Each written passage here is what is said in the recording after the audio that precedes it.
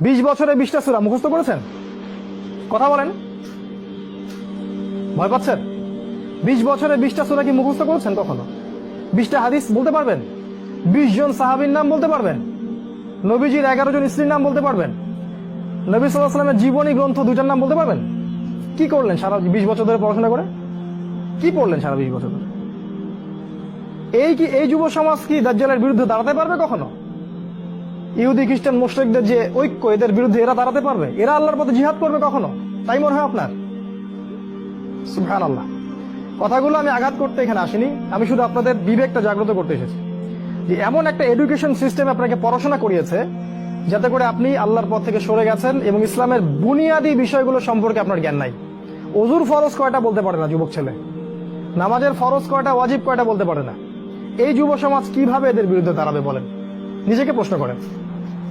4, আপনার সামনে আরো কিছু টোপ দিয়েছে। নারী কি দিয়েছে? নারী। কারণ যুবকদের সবচেয়ে আকর্ষণের বস্তুটা কি? একটা সুন্দরী মেয়ে, তাই না? সত্য কথা বলছে। আল্লাহ পাক কোরআনে বলেছেন যুয়িনা লিন-নাস হুব্বুশ শাহাওয়াতি মিনান নিসা, মানুষের জন্য 6টা বস্তুকে সুশোভিত করা হয়েছে। তার মধ্যে 1 নাম্বার নিসা, মহিলা। মানে আমাদের কাছে সবচেয়ে পছন্দের জিনিস কি? একটা প্রিয়তম সুন্দরী স্ত্রী, তাই না? এই মেয়েদেরকে নগ্ন করে আপনার চারপাশে এরা ছড়িয়ে দিয়েছে। স্কুলে যাবেন নগ্ন নারী, কলেজে যাবেন নগ্ন নারী, চাকরিতে যাবেন, যেখানে যাবেন সেখানে, রাস্তাঘাটে হাঁটবেন, সব ন্যাংটা হয়ে ঘুরছে। আমাদের নবীজি বলেছেন শেষ জামানে এক শ্রেণীর মেয়ে আসবে যারা কাপড় পরেও ন্যাংটা থাকবে। থাকে না? এগুলা কি ব্যাখ্যা করার দরকার আছে? নবীজি বলেছেন তারা জান্নাতে যাবেও না, জান্নাতের গন্ধ কখনো পাবে না। কে বুঝাবে এই নারীদেরকে এই কথাটা? তো এই নারীদেরকে আমাদের চারপাশে এরা সহজলভ্য করে দিয়েছে। আর আপনি চাইলেই জেনা করতে পারেন, অল্প টাকার প্রয়োজন হবে। স্মার্টফোনে জেনা করতে পারেন, সেলফোনে জেনা করতে পারেন, প্রেম অ্যাফেয়ারে জেনা করতে পারেন, বয়ফ্রেন্ড গার্লফ্রেন্ড এই ফ্রি মিক্সিং এ জেনা করতে পারেন। তারা আপনার সামনে এই লোভনীয় টোপগুলো দিয়ে রেখেছে। তারপর আরো কি দিয়েছে? মাদক। হাতে হাতে মাদক সমস্ত যুব সমাজের। যখন ওরা হাতে হাতে মেশিন গান নিয়ে প্র্যাকটিস করে কিভাবে মুসলিমদেরকে মারবে, তখন আমরা ইয়াবা খাই বসে বসে। কথা বুঝতে পারছেন? ওরা প্র্যাকটিস করে, ওদের যুবকরা প্র্যাকটিস করে কেমন করে মুসলিমদেরকে ব্রাশ ফায়ার করে মারবে। ওই যে মিয়ানমারে মারে নাই, কাশ্মীরে মারতেছে না, ওই যে সিরিয়া দেখবেন, আফগানিস্তান, লেবানন, সব জায়গায়। আর আমাদের হাতে ওই যে ইয়াবা, তারপর আপনার ডাল, আপনার ফেন্সি ডিল, আপনার উমুক তমুক কি কি নাম আছে সব। জি জি, সুবহানাল্লাহ। এগুলো নিয়ে কখনো ভেবেছেন? এটা হাসছেন আপনি? লজ্জা হওয়া উচিত আপনার, লজ্জা করা উচিত যে যখন তারা আমাদের বিরুদ্ধে ঐক্যবদ্ধ, তখন আমরা এই নারী, এই মদ, এগুলো নিয়ে ব্যস্ত আছি। আর যারা এদের পিতামাতা, এরা সবচেয়ে অপদার্থ শ্রেণীর মানুষ এই পৃথিবীতে। এদের কবরে থাকা উচিত, এই পিতামাতাদের কবরে থাকা উচিত। যারা পরিবারকে ইসলামী অনুশাসন অনুযায়ী জীবনযাপন করতে পারে না, ব্যর্থ হয়, খালি খাও, হাগো আর এই বিয়ে শাদী করার, বাচ্চা পয়দা করো, এদের দ্বারা এই পৃথিবীর কোন উন্নয়ন সম্ভব না। এদের দ্বারা মুসলিম উম্মাহ কেন, সমাজ, দেশ, জাতি কিছুই পাবে না। এরা আবর্জনা এই উম্মার জন্য। এরা মাটির তলে চলে যাওয়াই ভালো। এই মাদক দিয়ে আপনাকে তারা ব্যস্ত রেখেছে। আরো আপনাকে ব্যস্ত রেখেছে এরা মিডিয়া দিয়ে। সারাদিন দেখবেন চোখের সামনে নাচ গান, টিভি সিরিয়াল চলছে। জুয়া দিয়ে, এই যে এখন স্মার্টফোন দিয়ে, সারাদিন স্মার্টফোন, একটা স্মার্টফোন একটা জগৎ, একটা স্মার্টফোন একটা জগৎ। এটা আপনার চিন্তার শক্তিটা নষ্ট করে দিয়েছে। ঠান্ডা মাথায় আপনি এখন চিন্তা করতে পারবেন না, আপনার মাথা এখন পাজলড।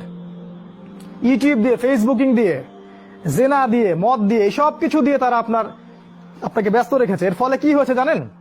এর ফলে দাজ্জালের ওই উদ্দেশ্যটা সফল হয়েছে। কোনটা? দাজ্জাল চেয়েছিল, তার অনুসারীরা চেয়েছিল আপনার ভিতরের যে নূর আছে হৃদয়ের মধ্যে, কলবে ঈমান, নূর, এটা যেন অন্ধকার এবং জুলুমাত দিয়ে প্রতিস্থাপিত হয়ে যায়। এখন আপনি আর চাইলেও দিনের জন্য চিন্তা করতে পারেন না। আপনার ভিতরে আল্লাহর জন্য কান্না আসে না, সেজদায় কাঁদতে পারেন না। আল্লাহর দিকে চোখ তুলে, আসমানের দিকে চোখ তুলে তাকাতে লজ্জা লাগে আপনার। মনে হয় যে আমি এত পাপী, কেমন করে তাকাবো? আপনি বুঝতে পারছেন আমার আমলনামা পাপে ভর্তি হয়ে যাচ্ছে। আপনার ভিতরের যে ইন্টারনাল যে হার্টটা ছিল, এটা করাপ্টেড হয়ে গেছে। এবং তারা এটাই চেয়েছিল যে আপনার ভিতরের নূর যেন নষ্ট হয়ে যায়। আল্লাহ পাক কোরআনে বলেছেন কদ আফলাহা মান যাক্কাহা, তারাই সফল যারা ভিতর থেকে পরিশুদ্ধ হয়েছে। ওয়া কদ খাবা মান দাসাহা, সে ব্যক্তি ধ্বংস হয়ে গেছে যার অন্তরটা ধ্বংস হয়ে গেছে। আর এই প্রতিটা বিষয় দিয়ে তারা আপনার রূহটাকে নষ্ট করে দিয়েছে। দাজ্জালের অনুসারীরা আপনার রূহটাকে, আত্মাটাকে নষ্ট করে দিয়েছে। খেয়াল করে দেখবেন আপনার চোখ দিয়ে পানি আসে না।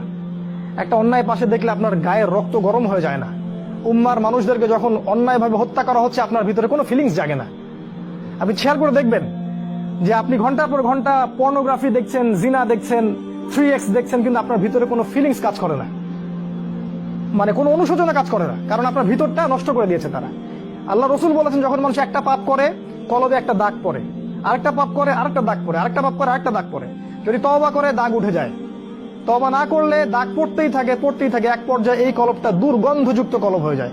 এত দুর্গন্ধ বের হয় কলব দিয়ে, যদি মানুষ জানতো তাহলে মানুষ থাকতে পারতো না পৃথিবীতে। এই জন্যই এই রকম শ্রেণীর মানুষের যখন মৃত্যু হয়, তখন ওই মালাকুল মাউত এবং এই যে মৃত্যুর ফেরেশতারা, তারা দুর্গন্ধে আত্মাটাকে বের করে নিয়ে আসেন, টেনে স্যাঁচড়ায় বের করে নিয়ে আসেন। এই পাপী মানুষরা মারা যাওয়ার সময় এই ঘটনাটা ঘটে। এইভাবে তারা আপনাকে ব্যস্ত রেখেছে। এখন কি হবে? এখন আগামী দিনগুলোতে কি এরা উম্মার নেতৃত্ব দিতে পারবে? এর মধ্যে কারা পারবে? উত্তর, এর মধ্যে সবাই পারবে না। উত্তর এক কথায় শেষ, সবাই পারবে না। কারা পারবে? এই যুবক শ্রেণীর মধ্যে যারা এই গুণগুলো অর্জন করতে পারবে, তারা ইনশাআল্লাহ আগামী দিনগুলোতে সফল হবে। গুণগুলো পয়েন্ট আকারে বলে শেষ করছে। এই যুবক শ্রেণীর মধ্যে যারা তাদের জীবনটাকে বাকি পুরো জীবনটাকে আল্লাহর জন্য উৎসর্গ করতে পারবে, তারা পারবে। এক নাম্বার, এই যুবক শ্রেণীর মধ্যে যারা আল্লাহর জন্য তাদের জান, মাল, সময়, শ্রম ব্যয় করে দিতে পারবে, কুরবানি করতে পারবে। কুরবানি কেমন? ওই ইসমাইল আলাইহিস সালামের মতো। বাবা বলেছে তোমাকে জবাই করা লাগবে, তিনি কি বলেছিলেন? করিয়েন না। তিনি বলেছিলেন, আপনাকে আল্লাহ যে আদেশ করেছেন সেটাই করেন, আমাকে ধৈর্যশীল পাবেন ইনশাআল্লাহ। এরকম ছেলে পাবেন এখন? তো এরকম নিজের জান, মাল, সময়, শ্রমকে আল্লাহর পথে উৎসর্গ করে দেওয়ার মানসিকতা আগে তৈরি করতে হবে। এটা এক নাম্বার। দুই নাম্বার, জ্ঞান অর্জন করতে হবে। এই যুবক শ্রেণীর মধ্যে যারা জ্ঞান অর্জন করবে, কোরআন সুন্নাহর পাশাপাশি সমসাময়িক অর্থনীতি, রাজনীতি, বিশ্ব সবকিছু সম্পর্কে জ্ঞান থাকতে হবে। তারপরে আপনি আল্লাহর পথে কিছু করতে পারবেন, তার আগে নয়। আপনি সিলেক্ট করবেন যে আপনি এই উম্মার আবর্জনা হতে চান না উম্মার মুজাহিদ হতে চান, এটা আপনি সিলেক্ট করবেন। আপনি কি চান যে আপনার জীবনটার বিনিময়ে আল্লাহ আপনাকে অনন্তকালের জান্নাত দান করুক, অথবা আপনার এই কাজগুলোতে কেউ বাধা দিবে না, এই পাপ কাজে কেউ বাধা দিবে না, শেষমেশ আপনি জাহান্নামে চলে যাবেন? আপনি কি এটা চান? আমরা কি এটা চাই? তো ইলম অর্জন করতে হবে, ইলম ছাড়া আপনি কাজ করতে আগাতে পারবেন না। তিন নাম্বার, এলেম অনুযায়ী আমল করতে হবে। যা এলম অর্জন করবেন সে অনুযায়ী আমল করতে হবে। শুধু এলম অর্জন করলেই হয় না, ওই অনুযায়ী কাজ করতে হয়। সলাতের পাবন্দি করতে হবে। সলাতের অবস্থা দেখে যা মনে হলো যে এই এলাকার যুবকরা মসজিদে কতজন আসে আল্লাহ ভালো জানে। ফজরের নামাজে যারা আসে তারাই প্রকৃত মুসল্লি। 5 ওয়াক্ত সলাত জামাতের সাথে আদায় করতে হবে। আখলাক চরিত্র হবে রাসূল সাল্লাল্লাহু আলাইহি ওয়াসাল্লামের মতো। সাহসী, ভীরুতা, কাপুরুষতা যেন আপনাদেরকে পেয়ে না বসে। জ্ঞান অর্জন করে সাহসী হতে হবে, তদনুযায়ী আমল করতে হবে, এবং কোনো অবস্থাতেই পরাজিত হব না এরকম মানসিকতা তৈরি করতে হবে। শয়তান হোক আর ইবলিস হোক আর এই দাজ্জাল হোক আর অনুসারী হোক, কেউই আমাকে ঠেকাতে পারবে না এরকম মানসিকতা তৈরি করতে হবে। তারপরে ইনশাল্লাহ আপনি কিছু করতে পারবেন।